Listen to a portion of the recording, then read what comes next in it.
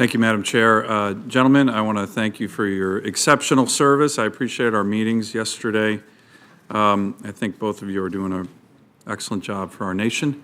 General Milley, I wanted to just get a little bit more.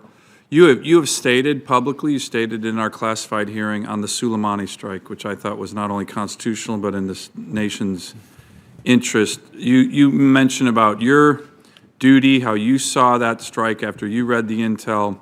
As we all know, General Soleimani wasn't in Iraq on vacation. He was there targeting the killing of more American service members, which he has a long history of doing.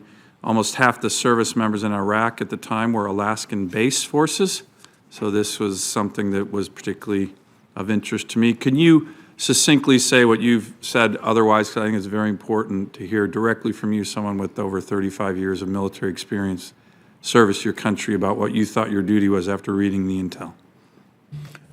Well, what I had said publicly, and I reiterated it in classified sessions, was reiterated it in more detail, was I believe the intelligence was compelling. I believe it was imminent.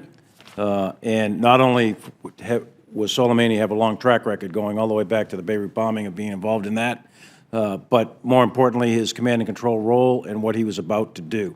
And I believe that I, Secretary Esper, the President, and many, many others would have been culpably negligent had we not taken the action we did, because I think many Americans would have died as a result. So I believe it was the right thing to do then, and I believe it was the right thing to, I still believe that, and I believe we contributed to reestablishing deterrence with aggressive action from Iran. So I appreciate that. I think reestablishing deterrence anywhere in any theater is actually really hard to do, and you've been able to do it so far, and I appreciate that. Mr. Secretary, we had a good discussion yesterday on this issue of the DPRI, and I'd like to get your views. You know, there was language in the NDAA from last year that essentially has the two of you focusing on the DPRI and the issue of, I think the National Defense Strategy is warmly and strongly received here in the Senate in a bipartisan way.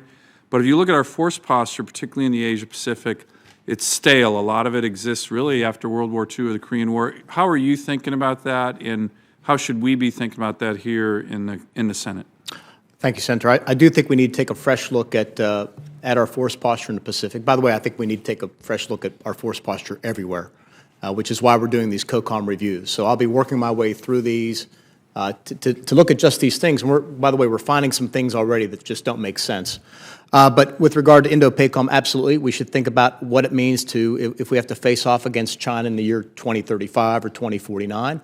DPRI is one example of something that was developed many, many years ago. And I know it's a little bit tricky. There's a lot of diplomacy involved in this, but I think that's something also we should take a look at to make sure that we are well postured, particularly our Marine capabilities, our Marine forces, to not just be able to respond flexibly, but also be able to train and sustain our forces in the region for an extended period. Can I dig into that a little bit with you? The issue of training, I think, is a really important one, whether it's on Guam, whether it's other places, Okinawa, for example. We don't get the opportunity to do a lot of training in those places, and I think to have sustainable deployments, but also keeping our forces sharp, we need good training areas. Would you agree with that? We absolutely. I mean, training is it's the lifeblood of a unit's effectiveness, is ability to train, maintain, and equip their force. Well, we look forward to working with both of you on that continued important reassessment that you're doing.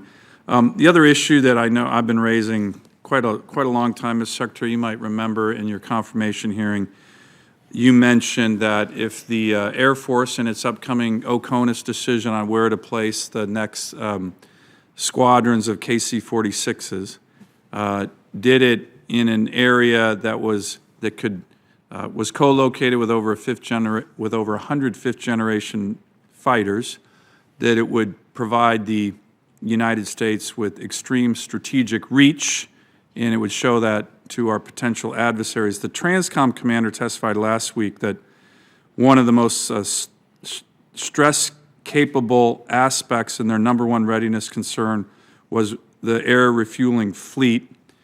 My question to him and to you and the Secretary of the Air Force yesterday, having a deployment of KC-46s in the OCONUS bed down in an area that can reach multiple COCOMs, like a place like Alaska with the 105th Gen fighters, From your perspective, what message does that additionally send to our adversaries? You've already talked about the issue of extreme strategic reach when I asked that question earlier.